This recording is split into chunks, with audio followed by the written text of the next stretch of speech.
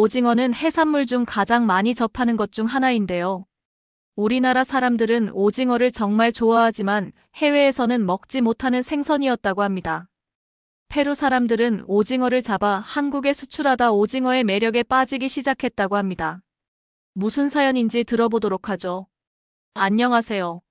저는 페루 파이타의 어부 페드로 라미레스입니다. 새벽 바다로 나가기 전 항구를 바라보며 지난 시간들을 떠올려 봅니다.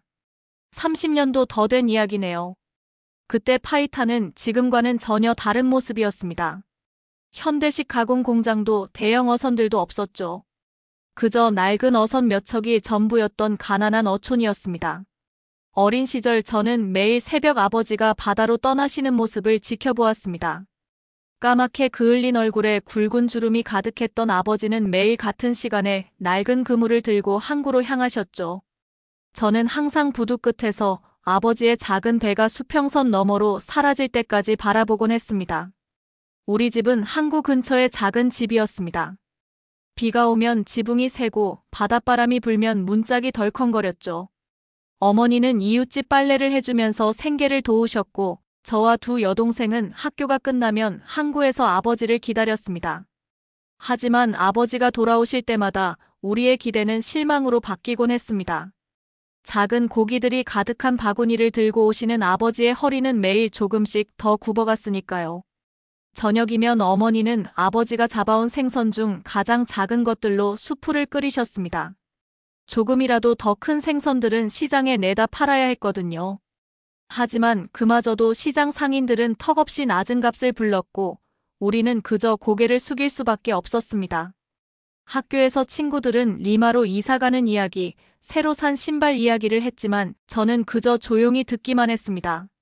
새 교복은커녕 해진 교복을 기워 입어야 했으니까요. 하지만 이상하게도 부끄럽지는 않았습니다. 우리 마을 친구들 대부분이 비슷한 처지였으니까요. 주말이면 아버지는 저를 데리고 배를 수리하셨습니다. 낡은 목재에 페인트를 칠하고 그물에 구멍을 기우면서 아버지는 늘 같은 말씀을 하셨습니다. 페드로, 바다는 우리에게 언젠가 큰 선물을 줄 거야. 하지만 그 전에 우리가 바다의 마음을 이해해야 한단다. 그때는 그 말씀이 무슨 뜻인지 몰랐습니다.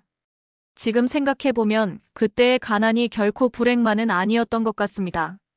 매일 새벽 아버지를 기다리며 부둣가에 모여있던 마을 사람들의 따뜻함, 적은 음식이지만 함께 나누어 먹던 저녁 식사 휴일이면 동네 아이들과 어울려 바닷가에서 뛰놀던 시간. 그 모든 것이 지금의 저를 만들었으니까요. 특히 잊을 수 없는 건 12살 때의 일입니다. 태풍이 온다는 소식에 마을의 모든 어부들이 바다로 나가지 못했던 날, 우리 모두는 마을 회관에 모여 폭풍이 지나가기를 기다렸습니다. 그날 밤 마을 사람들은 각자 집에 있던 얼마 안 되는 음식들을 모두 가져와 나누었죠. 폭풍우가 휘몰아치는 바깥과 달리 회관 안은 이상하게도 따뜻했습니다. 그때 저는 처음으로 깨달았습니다. 진정한 부자란 돈이 아니라 서로를 위하는 마음을 가진 사람이라는 것을요. 20살이 되던 해 아버지께서 배를 물려주신 날이 떠오릅니다. 하지만 그보다 5년 전 제가 처음 바다로 나갔던 15살의 기억이 더 선명하네요. 그때 저는 학교를 그만두고 작은 어선의 도우미로 일을 시작했습니다. 아버지는 반대하셨지만 더는 가족들이 굶는 모습을 보고 싶지 않았거든요. 첫 출항이 어제 일처럼 생생합니다. 새벽 3시 캄캄한 항구에 모인 어부들 사이로 저는 그저 어린 소년이었죠. 선장님은 거칠어 보이는 분이었지만 제게 꼭 필요한 것들만 가르쳐 주셨습니다. 그물을 당길 때는 이렇게, 고기를 분류할 때는 저렇게. 말은 적었지만 눈빛으로 모든 것을 알려주셨죠. 처음 몇 달은 정말 힘들었습니다.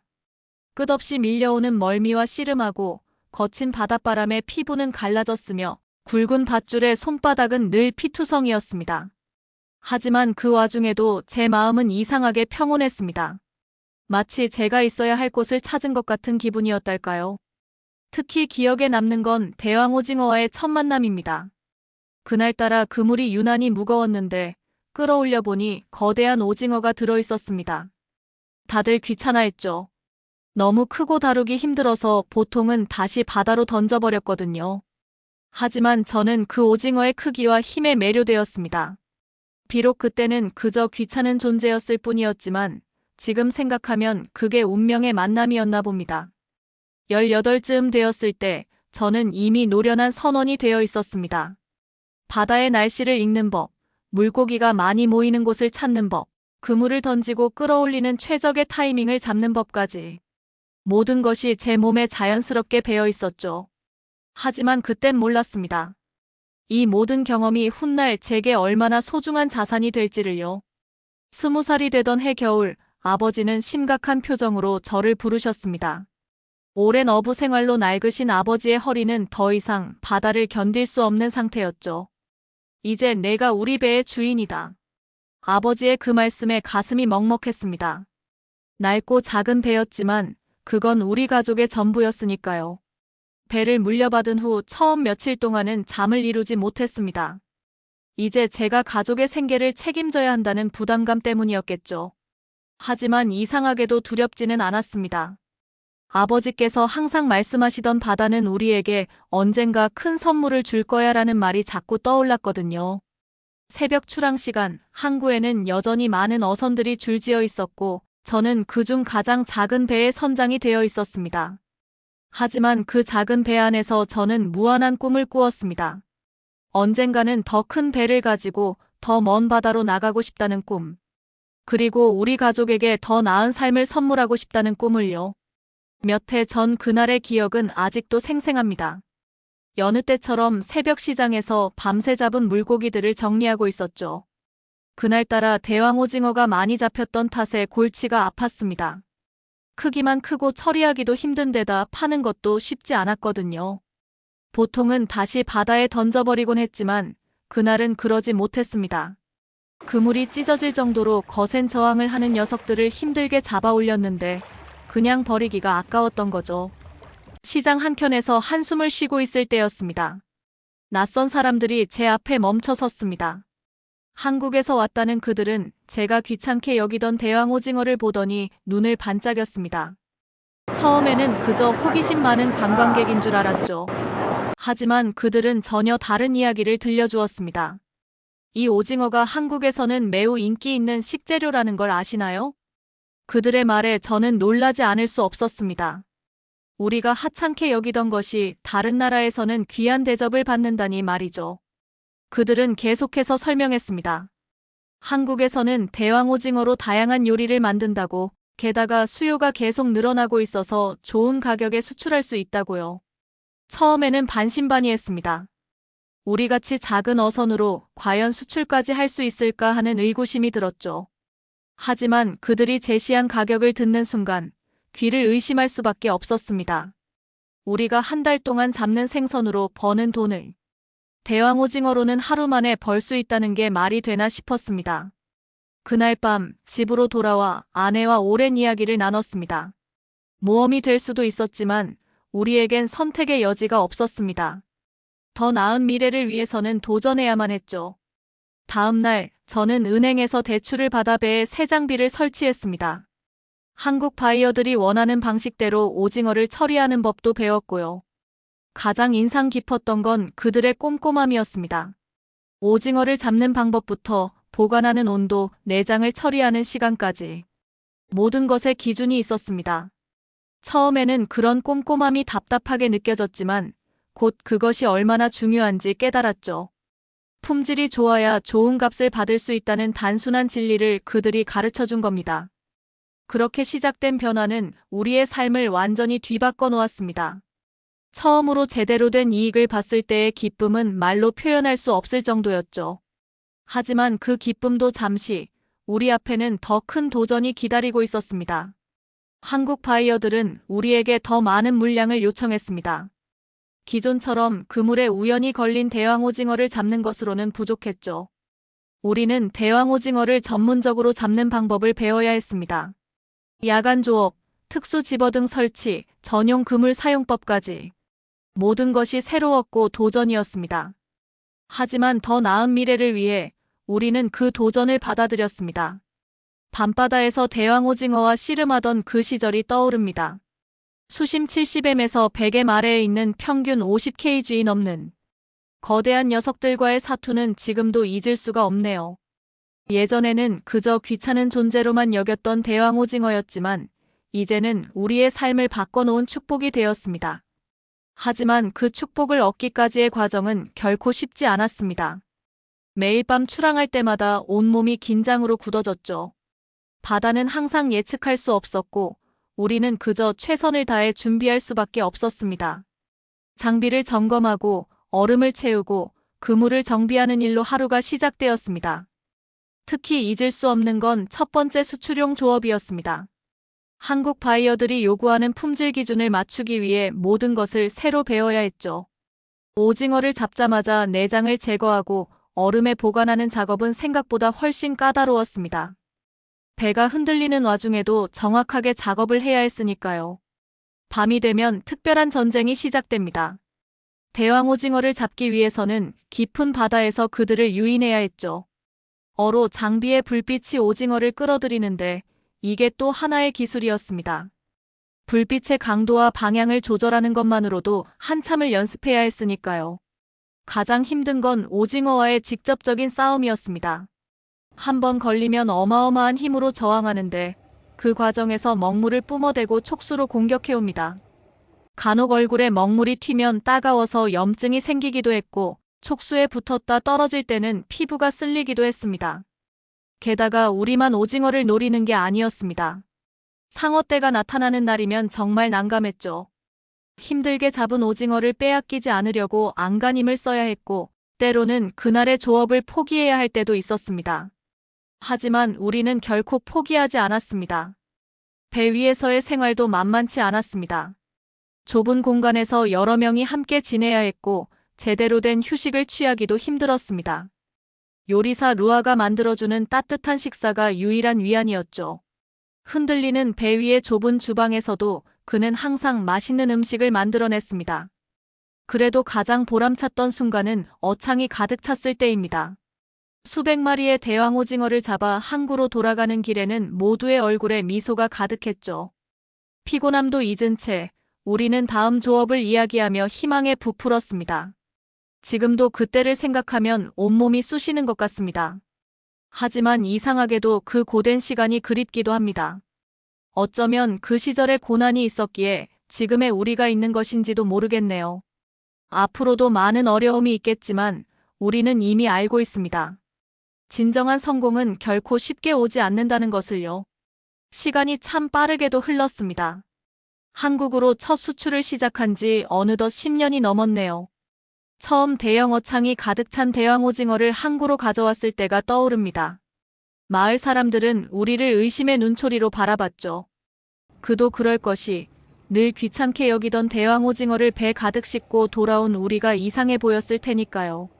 하지만 첫 수출 대금이 입금됐을 때 모든 것이 달라지기 시작했습니다. 평생 모아도 모으지 못할 것 같던 돈이 한 번의 수출로 들어온 거죠. 처음으로 은행 통장에 적힌 숫자를 보면서 저는 이것이 꿈인지 생시인지 분간할 수 없었습니다. 가장 먼저 한 일은 빚을 갚는 것이었습니다. 장비를 사느라 은행에서 빌린 돈, 이웃들에게 빌린 돈을 모두 갚았죠. 그리고는 더 좋은 장비를 구입했습니다. 현대식 어군 탐지기, 더 큰 제빙기, 성능 좋은 그물. 투자한 만큼 수익도 늘어났습니다. 특히 잊을 수 없는 건 두 번째 배를 샀을 때입니다. 항구에 새 배가 들어오던 날, 우리 가족뿐만 아니라 마을 사람들 모두가 축하해주러 나왔습니다. 아버지는 눈시울을 붉히시며 말씀하셨죠. 내가 이렇게 클 줄 알았다. 그때 처음으로 실감했습니다. 우리가 정말 성공했구나 하고 말이죠. 수입이 늘어나면서 마을의 다른 어부들도 하나둘 대왕 오징어 조업에 뛰어들기 시작했습니다. 저는 제가 배운 것들을 그들과 나눴습니다. 어떻게 오징어를 잡는지, 어떻게 보관하는지, 품질 관리는 어떻게 하는지. 그들이 성공하는 모습을 보는 것도 저에겐 큰 기쁨이었습니다. 항구의 풍경도 달라졌습니다. 현대식 가공 공장들이 들어섰고 매일같이 한국으로 향하는 컨테이너선들이 드나들었죠. 우리가 잡은 오징어들은 더 이상 그냥 버려지지 않았습니다. 하나하나가 소중한 수출품이 되어 바다를 건넜고 그만큼 우리의 삶도 풍요로워졌습니다. 우리 집도 달라졌습니다. 비가 오면 지붕이 새던 집은 이제 튼튼한 새 집이 되었고 낡은 가구들도 모두 새 것으로 바꿨습니다. 하지만 가장 큰 변화는 가족들의 얼굴에 피어난 웃음이었습니다. 더 이상 끼니 걱정을 하지 않아도 되고 아이들의 학비를 걱정하지 않아도 되는 여유가 생긴 거죠. 돈이 생기자 마을 사람들은 제게 육지로 나가라고 했습니다. 더 큰 도시로 가서 사업을 확장하라고요. 하지만 저는 이 파이타를 떠날 수 없었습니다. 이곳은 단순한 어촌이 아닌 우리의 꿈이 시작된 곳이니까요. 가끔 옛 부두에 서서 지난 날을 떠올립니다. 허름한 작업복을 입고 힘겹게 그물을 끌어올리던 그때, 만약 누군가 제게 이런 미래가 올 거라고 말했다면 아마 미친 사람 취급을 했을 겁니다. 하지만 이제 저는 압니다. 바다가 우리에게 준 진정한 선물은 단순한 부가 아니었다는 것을. 그것은 우리 모두의 삶을 변화시킬 수 있는 기회였다는 것을요. 그리고 우리는 그 기회를 놓치지 않았습니다. 아들 루이스가 태어났을 때가 떠오릅니다. 그때만 해도 저는 가난한 어부였고 아들에게 해줄 수 있는 것이라곤 진한 바다 내음뿐이었죠. 하지만 대왕 오징어와 한국의 만남은 우리 가족의 운명을 바꿔놓았고 루이스에게는 전혀 다른 미래가 열렸습니다. 가장 먼저 한 일은 루이스를 파이타에서 가장 좋은 학교로 보내는 것이었습니다. 처음에는 망설였습니다. 값비싼 학비도 그렇고 우리 같은 어부의 아들이 그런 학교에 잘 적응할 수 있을까 하는 걱정도 있었거든요. 하지만 루이스는 우리의 걱정을 무색하게 만들었습니다. 공부도 잘했고 특히 해양 생물에 대한 관심이 남달랐죠. 루이스가 고등학교를 졸업할 무렵 저는 그에게 물었습니다. 너도 아버지처럼 어부가 되고 싶으니? 그의 대답은 뜻밖이었습니다. 아버지, 저는 해양수산학을 공부하고 싶어요. 우리 바다를 더 잘 이해하고 더 나은 방법으로 발전시키고 싶어요. 그 순간 저는 깨달았습니다. 제 아들은 이미 저보다 더 멀리 보고 있었던 거죠. 작년 여름의 일은 특히 잊을 수가 없습니다. 한국의 수산물 회사에서 루이스를 초청했다는 소식을 들었을 때 저는 마치 제가 초청받은 것처럼 기뻤습니다. 한 달간의 연수 기간 동안 루이스는 한국의 최신 수산물 가공 기술을 배웠습니다. 하지만 그게 전부가 아니었죠. 한국에서 돌아온 아들의 눈빛이 달라져 있었습니다. 단순히 기술만 배운 게 아니었더군요. 한국의 문화, 음악, 드라마, 음식, 모든 것에 매료되어 돌아왔습니다.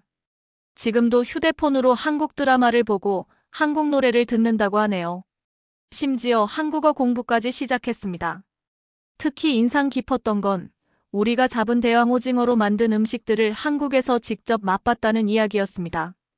아버지, 우리가 잡은 오징어가 이렇게 맛있는 음식이 될 줄 몰랐어요. 하며 신이 나서 이야기하던 모습이 아직도 생생합니다. 한국의 식품 가공 기술과 마케팅 능력에 크게 감동받은 모양이었죠. 이제 루이스의 꿈은 더욱 커졌습니다. 대학을 졸업하면 한국에서 더 공부하고 싶다고 합니다. 수산물 가공 기술도 배우고 한국어도 더 열심히 공부해서 우리 마을과 한국 사이의 다리가 되고 싶다는군요. 때로는 제가 이해하지 못하는 전문적인 이야기를 할 때면 아들이 이렇게 성장했다는 게 놀랍기만 합니다. 예전에는 아들에게 물려줄 수 있는 게 낡은 어선 하나뿐이었습니다. 하지만 이제는 다릅니다. 루이스는 단순한 어부의 아들이 아닌 국제적인 시각을 가진 해양 전문가로 성장하고 있습니다. 가끔 아들과 함께 새벽 조업을 나갈 때면 같은 바다를 보면서도 우리가 보는 미래가 이렇게나 달라졌다는 게 신기합니다. 루이스가 얼마 전 저에게 말했습니다. 아버지, 우리는 정말 운이 좋았어요. 한국이라는 좋은 파트너를 만난 것도 대왕 오징어라는 보물을 발견한 것도요. 하지만 저는 압니다. 진정한 행운은 우리 아들 세대에게 더 넓은 세상을 보여줄 수 있게 된 것이라는 걸요. 석 달 전의 일입니다. 저녁 식사 자리에서 루이스가 걱정스러운 표정으로 입을 열었습니다. 아버지, 최근 어획량이 많이 줄었죠? 한국에서 공부하면서 이런 변화의 원인을 연구하고 싶어요. 순간 저는 숟가락을 들고 있던 손을 멈췄습니다.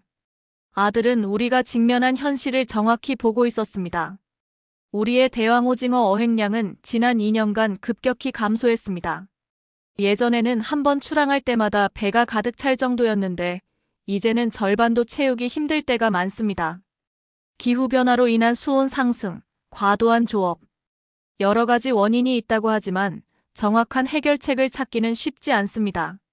하지만 루이스의 계획을 들으면서 제 마음은 희망으로 바뀌어 갔습니다. 한국의 대학원에서 해양 생태계와 지속 가능한 어업 방식을 연구하고 싶다는 것이었죠. 아버지, 우리는 더 이상 많이 잡는 것에만 집중해서는 안 됩니다.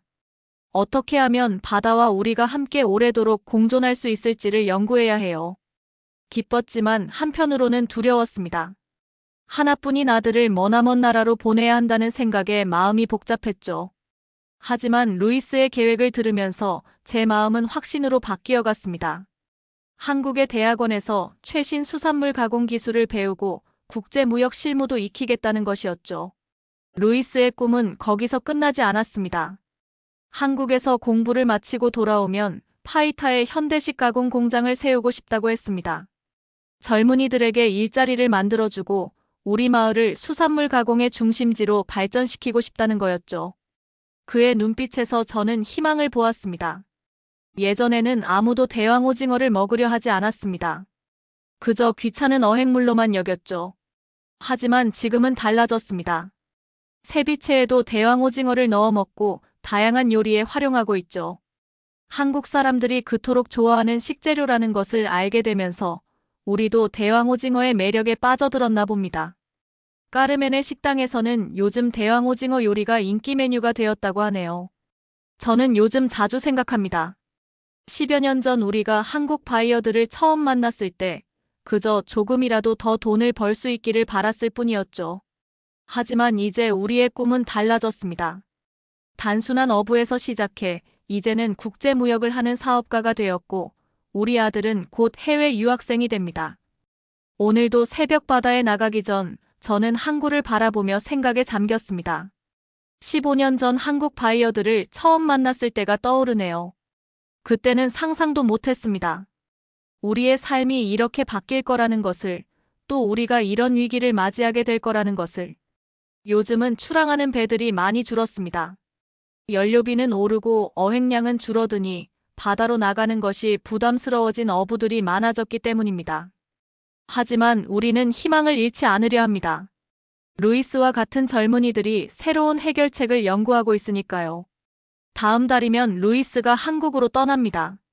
한국어도 이제 제법 늘어서 바이어들과 직접 대화도 할 수 있게 되었습니다. 가끔은 미래가 두렵기도 합니다. 하지만 이상하게도 절망스럽지는 않습니다. 우리는 이미 한 번의 큰 변화를 겪었고 그것을 기회로 만들었으니까요. 이번의 위기도 반드시 극복할 수 있을 거라 믿습니다. 바다가 우리에게 준 첫 번째 선물이 대왕 오징어였다면 두 번째 선물은 어쩌면 지혜가 될지도 모르겠습니다.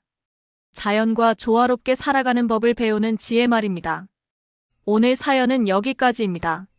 페루의 대왕 오징어의 어획량이 줄었다고 하니 걱정이 되네요. 루이스 씨 한국으로 오셔서 공부하게 되시면 더 많은 걸 얻어가셨으면 좋겠습니다. 오늘 사연이 마음에 드셨다면 좋아요와 구독 부탁드릴게요. 감동포착 시청해주셔서 진심으로 감사드립니다.